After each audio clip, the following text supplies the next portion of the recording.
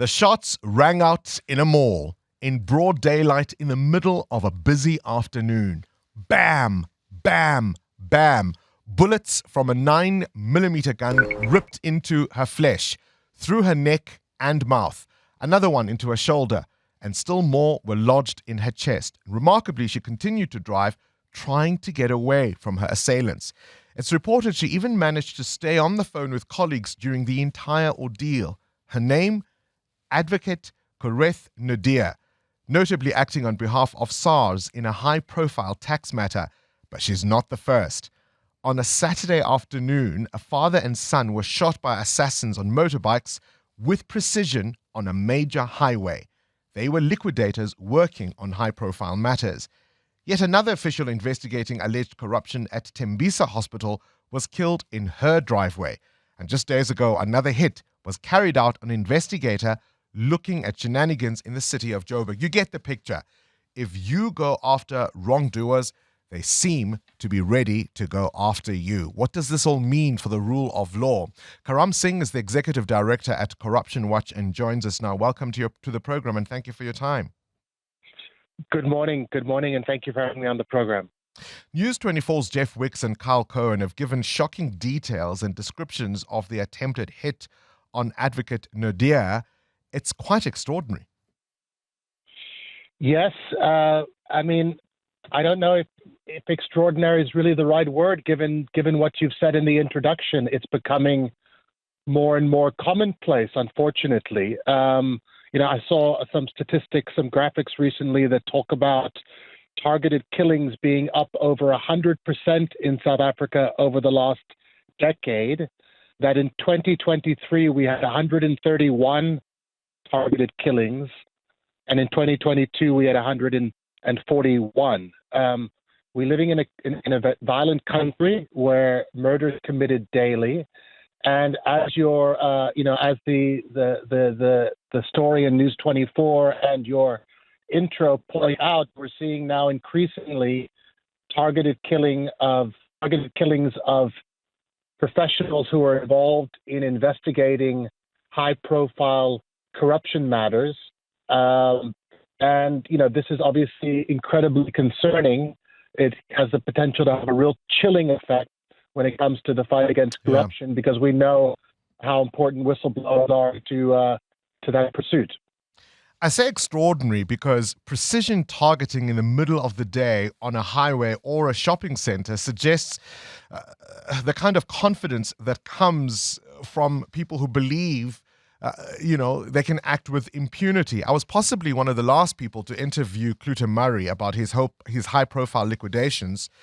He'd made some powerful enemies. I mean, the gunmen in that case were believed to have done it from a motorbike. The bullet penetrated the vehicle from the back of the car through the back of the headrest to hit the head, and they did it in broad daylight on a Saturday afternoon. These assassins, to me, it seems, believe they won't be caught. Yeah, no, look, I don't mean to be facetious. This is extraordinary. This is not what we expect in a flourishing democratic country based upon the rule of law. And what you're talking to is this kind of brazen sense of impunity that people will take these risks because ultimately they feel that they can get away with it, that the criminal justice system is overwhelmed with cases. We're living in a society where people can get away with murder because the cops are overwhelmed with investigations. Investigations take a long time.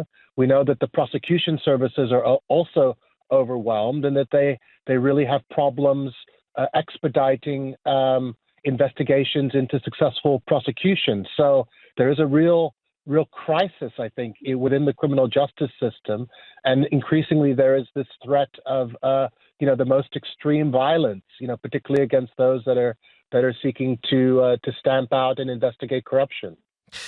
The other worry, of course, is that when these hits succeed, it seems that the cases that the victims were working on seem to go cold. Well, yeah, this is now the and this is obviously what's motivating these kinds of hits. We're overwhelmed with the need for investigations. I mean, we need to just go back to all of the findings of the Zondo Commission, where the ultimate finding at the end was further investigations must take place.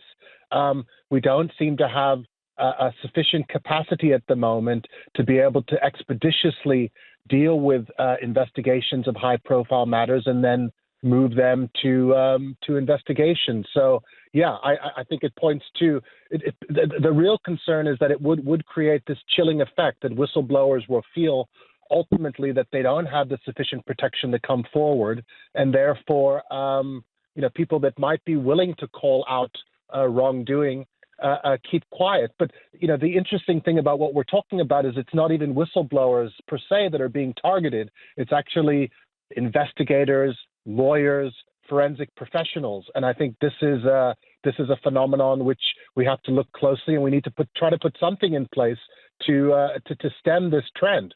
I mean, I agree with you that in some ways it speaks to a wider societal malaise, right? We've seen gangs do this kind of thing. We've seen the drug trade, taxi associations. I mean, even in cases that have ended up in court in entirely different matters, it does appear that guns for hire are remarkably easy to source in this country.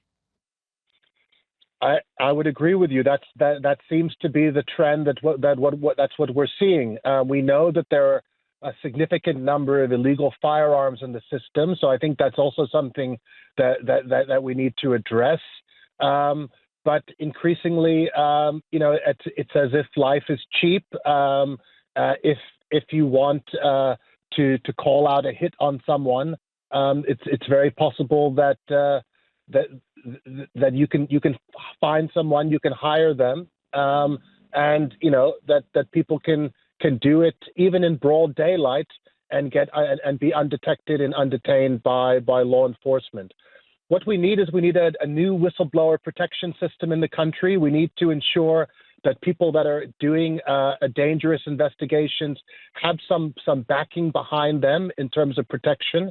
We need a dedicated whistleblower protection agency, and this is something which the National Advisory Council Against Corruption is looking at in terms of the rollout of the National Anti-Corruption Strategy.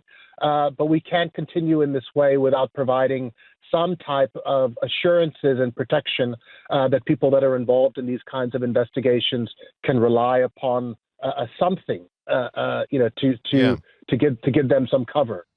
The difficulty is, of course, I mean, they're not investigating entities without a name or a face. Some of the people who are at the center of their investigations are notorious for flashing their wealth, for example. Why is it that even when the trigger men are caught, the masterminds are often not?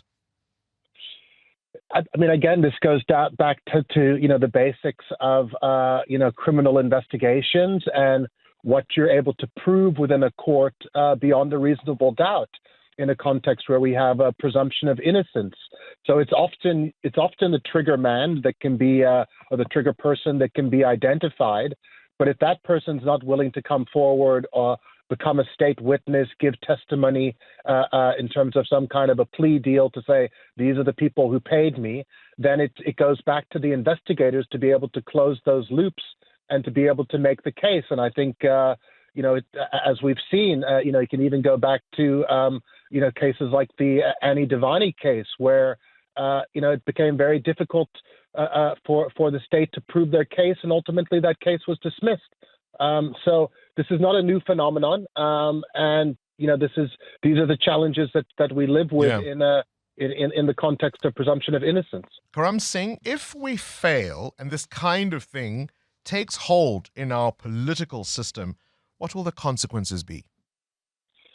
The consequences is that we continue to kind of descend into a weak or no rule of law society, that our democracy gets hijacked.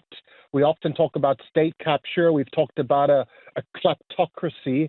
We have some places around the world that are characterized as a mafiocracy, where there's such where criminal syndicates mafias are able to operate with impunity such that they actually have influence in controlling the levers of state power. That would be a really, really grave situation, and a situation which we have to do everything we can to try to suspend and to change the trajectory. We're only going to be able to do that by ensuring that law enforcement is properly resourced, that the prosecution services are properly resourced, and that no stone is left unturned when it comes to ensuring that we can have successful investigations and successful prosecutions. Karam Singh is the Executive Director at Corruption Watch. Thank you for your time. The President, of course, will be responding in the parliamentary debate on that opening address to Parliament last week. And I did make the comment on Friday that for me, where it was a little thin, the speech, was toughness on law and order. And this kind of interview tells you why it should have been stronger.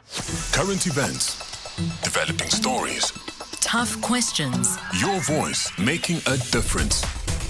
This is Breakfast with Bongani Bingwa.